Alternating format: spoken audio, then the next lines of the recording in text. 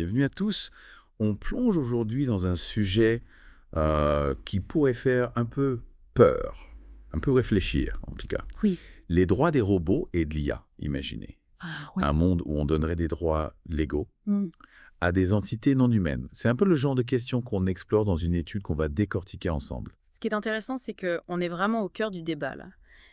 Est-ce qu'à mesure que l'intelligence artificielle devient de plus en plus sophistiquée, on va arriver à un point où on va accorder des considérations, morales et légales à des entités qui ne sont pas humaines? Ouais. Et puis ce qui est bien avec cette étude, c'est qu'elle a vraiment sondé l'opinion publique. Oui. Donc on va voir ce que les gens pensent vraiment de cette idée d'accorder des droits légaux aux robots et à l'IA.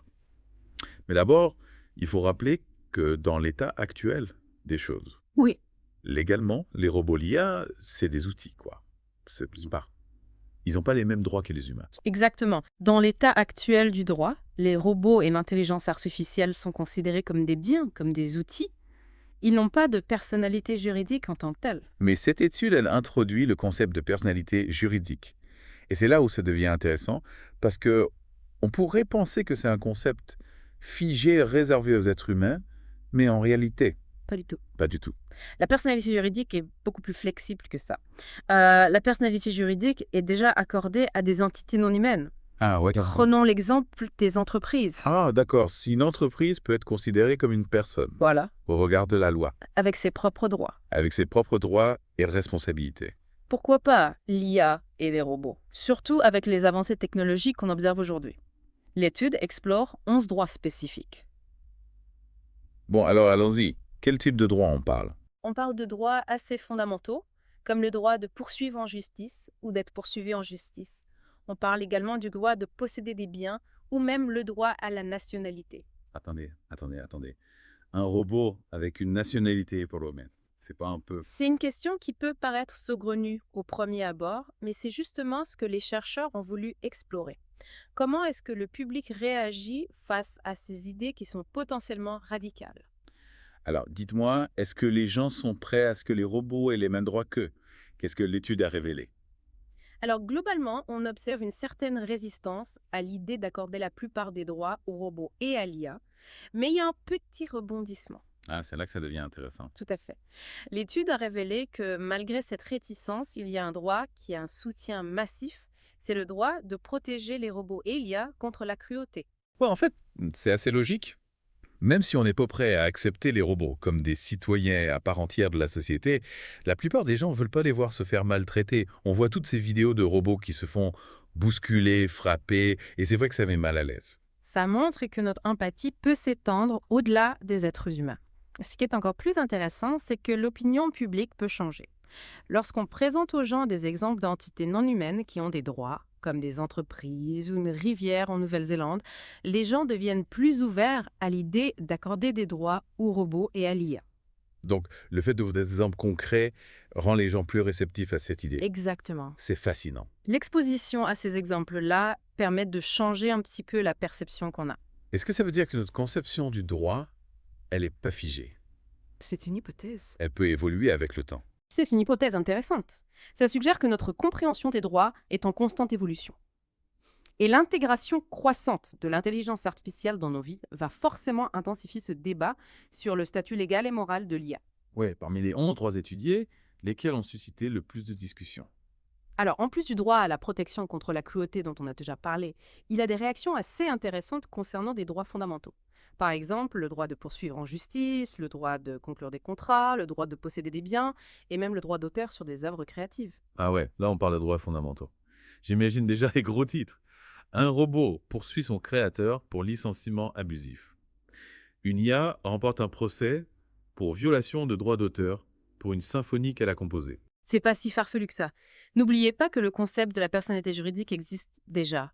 Il s'agit simplement de l'appliquer d'une manière nouvelle et potentiellement révolutionnaire. Imaginez un robot conçu pour nettoyer des déchets toxiques qui est endommagé à cause d'un défaut de conception. Est-ce qu'il pourrait intenter une action en justice pour obtenir réparation? Ouais, c'est un bon exemple. On voit tout de suite les implications. Est-ce que la façon dont ces droits sont formulés a un impact sur la perception des gens? Alors ça, c'est une des conclusions clés de l'étude. Ils ont découvert que des changements, même subtils dans la formulation, peuvent influencer l'opinion publique. Par exemple, les gens étaient plus réceptifs à certains droits quand c'était formulé de manière indirecte. Au lieu de dire que l'IA ou les robots devraient avoir tel ou tel droit, Je vois. on mettait l'accent sur les conséquences. C'est un peu comme dire, Par exemple, les robots ne devraient pas être forcés de travailler, plutôt que les robots devraient avoir le droit de choisir leur profession. exactement. C'est une manière de formuler les choses de manière plus acceptable pour le public. Ça montre à quel point les mots ont un pouvoir dans le débat public.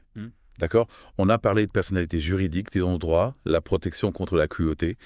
On a appris que la formulation a un impact important sur la perception du public. Mais c'est que le début, non. Oui, on a effleuré la surface, on n'a pas encore parlé des implications sociétales de tout ça. Ah non. Comment ça va changer notre système juridique, notre économie, notre définition de l'humanité et humanité. Bon, ben on va s'attaquer à ces questions dans la prochaine partie de notre exploration. Restez avec nous. Absolument. À tout de suite. Tout de suite, de retour dans notre exploration des droits des robots et de l'IA. On a parlé des bouleversements potentiels, mais là, on va vraiment plonger dans la recherche elle-même. Elle ne s'est pas contentée de sonder les réactions du public. La manière dont elle a été conçue nous éclaire sur comment on pourrait aborder ces questions complexes. Donc au lieu de juste demander « Est-ce que les robots devraient avoir des droits ?», ils ont essayé de comprendre comment les gens se forgent une opinion sur cette question. Exactement. On a parlé de l'impact de la formulation. Les chercheurs ont testé différentes manières de présenter ces 11 droits. Parfois, c'était formulé directement, genre « les robots devraient avoir le droit de repas ». Et d'autres fois, c'était plus subtil. Oui, en se focalisant sur les conséquences. Par exemple, au lieu de « les robots devraient avoir le droit à la liberté d'expression », on disait « personne ne devrait pouvoir censurer l'expression d'un robot ». Astucieux. Et ça a changé la réaction des gens. Carrément. Plus réceptif quand c'était indirect, moins conflictuel. Donc le fond était la forme contrainte. Observation cruciale. Le langage, même des nuances, peut impacter la perception du public. Ça me fait penser. Si on veut un dialogue constructif sur les droits des robots et des IA, faut peut-être repenser notre vocabulaire. Tout à fait. Au-delà des gros titres, des clichés hollywoodiens, au lieu de « les robots vont-ils prendre le contrôle ?» On devrait se demander. Comment coexister, collaborer, apprendre les uns des autres humains et IA ensemble? Meilleure question. Et ça nous ramène à cette découverte, la protection contre la cruauté. Même si hésitant pour d'autres droits, les gens veulent pas de maltraitance. C'est pas une projection de notre peur d'être maltraités par des IA plus puissantes à l'avenir Z. Hypothèse intéressante. Nos instincts éthiques en avance sur le droit. Pas encore prêts à les appeler personnes légalement. Mais on sent qu'ils méritent du respect, de la compassion. Comme si on pressentait qu'ils pourraient faire partie de la société. Précisément. Point de départ pour la discussion. On crée des machines complexes, nos obligations morales s'étendent. Nouvelle dimension de l'éthique. Du coup, concrètement, personnalité du juridique au robot et à l'IA, ça change quoi? Notre monde, comment il serait? La responsabilité. Aujourd'hui, robots dysfonctionnent. Cause des dommages, c'est le fabricant, le programmeur. Mais si le robot a sa propre personnalité juridique? Là, ça se complique. Faut de nouveaux cadres pour déterminer la responsabilité. Voiture autonome provoque un accident. On poursuit la voiture Z. On imagine des polices d'assurance pour robots. Différents niveaux d'autonomie, de risques farce. Possible. Alors, obligation de souscrire une assurance comme pour les conducteurs des expositeurs. Nouvelle industrie, l'assurance des robots. Justement, l'industrie, impact économique, droit aux robots, IA, ça change quoi pour l'emploi? Là, on touche aux grandes inquiétudes, remplacer les travailleurs humains. Entreprises qui embauchent un robot, pas de pause, de vacances, de salaire. Déséquilibre énorme, perte d'emploi. Mais l'IA et les robots pourraient aussi créer de nouveaux emplois. Absolument. Des spécialistes pour les concevoir, les construire, les entretenir. Représentation légale même. Des nouvelles industries qu'on n'imagine pas encore. Thérapeute pour robots à robots. Consultant en éthique de l'IA. Exactement. Le futur du travail, c'est sûr, il serait différent. Pas forcément dystopique. Pas forcément les robots qui prennent tout. Trouver comment coexister, collaborer. Et peut-être que donner des droits, ça facilite cette collaboration. Confiance, respect mutuel. Intéressant. Et ça nous amène à une question qui va au-delà de l'économie, du droit. C'est philosophique. Qu'est-ce que ça fait à notre conception de l'humanité? Accorder un statut juridique à des entités non humaines. Là, on est dans le profond. Est-ce que reconnaître les droits de l'IA, c'est diminuer ce que ça veut dire d'être humain? Certains le craignent. L'humain unique, spécial. Brouiller les frontières. Mais est-ce que reconnaître la personnalité potentielle de l'IA, ça nous permet pas de mieux comprendre notre propre humanité? À ne pas négliger. Définition plus nuancée de ce qui fait de nous des humains. On a vu que les gens sont plus ouverts quand on leur montre des exemples. Des entités non humaines qui ont déjà les droits. Important. Notre compréhension des droits, elle a évolué. Avant, on refusait des droits aux femmes, aux minorités, progrès social, réforme. On a élargi la personnalité juridique. Alors les robots ou l'IA, c'est juste la prochaine étape. L'histoire se répète à nouveaux acteurs externes. Débat qui va durer longtemps. C'est ça qui est passionnant. On est au début d'une réflexion qui peut révolutionner notre société. C'est fascinant, j'avoue, je me sens un peu dépassé par tout ça. Défi intellectuel. Normal. Question vaste, complexe, pas de réponse facile, mais on en parle, c'est déjà un signe qu'on prend ces défis au sérieux. Bon, on fait quoi maintenant? Prochaines étapes de cette discussion sur les droits des robots et de l'IA. La recherche, c'est essentiel. Approfondir la perception du public, explorer les cadres juridiques, les dilemmes éthiques, et surtout, continuer d'en parler, débattre, partager les idées, les inquiétudes. L'étude a montré que l'opinion des gens peut changer. Qu'est-ce qu'on peut en dire d'Abelé? On a vu que l'opinion, elle peut changer en fonction de comment on présente les choses. Y a-t-il d'autres éléments qui pourraient faire évoluer les mentalités? Oui, l'étude met en avant la familiarisation. Plus les gens sont exposés aux robots et à l'IA au quotidien, plus ils sont susceptibles de les considérer comme des entités qui méritent une considération morale. Comme pour les animaux de compagnie. Avant, c'était des outils de travail. Maintenant, beaucoup les voient comme des membres de la famille. C'est vrai, on a développé une vraie affection pour nos animaux. On pourrait ressentir la même chose pour les robots un jour assez. C'est une question fascinante. Certaines études disent que oui. On voit déjà de l'attachement pour les robots de compagnie, surtout chez les personnes âgées, isolées.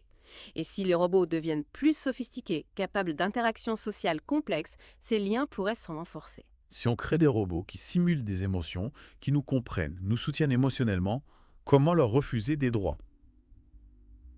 Surtout si on est déjà sensible à leur bien-être, comme l'étude le montre. C'est le paradoxe. On est loin d'une IA consciente, mais on se pose déjà la question de ses droits. Notre imagination dépasse la technologie. Notre réflexion éthique doit suivre le rythme des avancées scientifiques. Alors, imaginons un cadre légal pour le futur, avec des robots et une IA avancée. Quel serait le droit le plus important à accorder? Celui qui permettrait une cohabitation harmonieuse entre humains et machines. Difficile, pas de réponse simple. Mais si je devais choisir, ce serait la transparence. Comprendre comment les algorithmes fonctionnent, comment les robots prennent des décisions, comment ils apprennent, c'est indispensable pour la confiance, pour éviter les abus. Excellente idée. La transparence dissipe les peurs, les suspicions autour de l'IA. On contrôle mieux son développement, on s'assure qu'elle sert l'intérêt général. Exactement. Transparence, c'est la clé pour une collaboration réussie. On garde le contrôle, on laisse la place à l'innovation, au progrès. On arrive à la fin de notre exploration des droits des robots et de l'IA. Qu'est-ce que vous et que les auditeurs retiennent? Que l'avenir de l'IA, il n'est pas figé. On le construit ensemble, par nos choix, nos lois, nos conversations. En réfléchissant, en débattant, en partageant nos idées, on crée un futur où la technologie sert l'humanité, dans toute sa diversité, sa complexité. C'est inspirant. Les questions que l'IA soulève, ce sont des questions sur nous-mêmes finalement. Qui sommes-nous?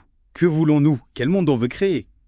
Les vraies questions, celles qui nous poussent à aller au-delà des algorithmes, à repenser notre place dans le monde. Merci de nous avoir accompagnés dans cette aventure. Tubudituye à en temps heureux, continuez à explorer, à questionner, à imaginer. L'avenir de l'IA est entre nos mains.